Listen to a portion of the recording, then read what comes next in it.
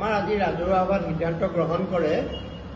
আজিৰ সভাৰ প্ৰস্তাৱ লোৱা হওক যে 6 মাহৰ কমিশ্যনৰ টকা নোপোৱা, আমি 6 মাহৰ কমিশ্যন টকা নাপাওঁ, পোৱা নাই। গতিকে আমি আগষ্ট মাহৰ চাউল তোলাৰ পৰা বিৰত থকাৰ এটা সিদ্ধান্ত গ্ৰহণ কৰোঁ।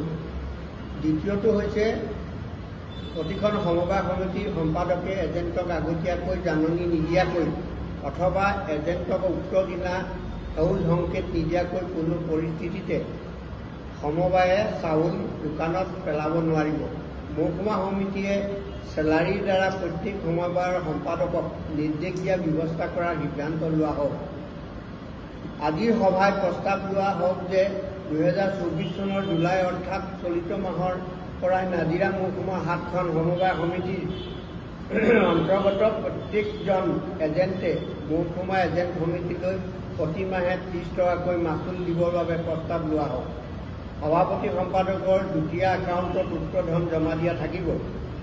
আজিৰ সভাই প্ৰস্তাৱ লোৱা হওক যে গুৱাহাটীৰ অৱস্থান ধৰ্মঘটৰ বাবে 200 টকাকৈ প্ৰত্যেকজন এজেণ্টৰ পৰা বৰঙণি হিচাপে উঠাবৰ বাবে সিদ্ধান্ত লোৱা হওক। আজি সিদ্ধান্ত এয়াই আছিল। আজি সিদ্ধান্ত এয়াই।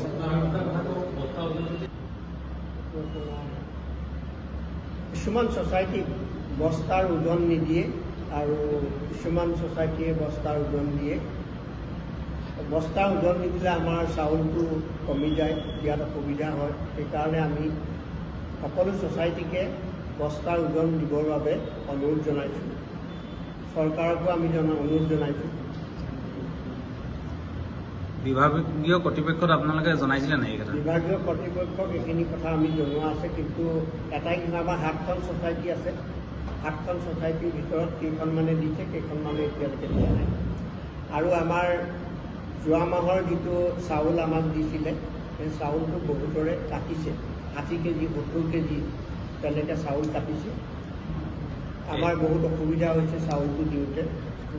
এই চাউলটো কিহৰ কাৰণে কাটিছে আপোনালোকক জনাইছে নে?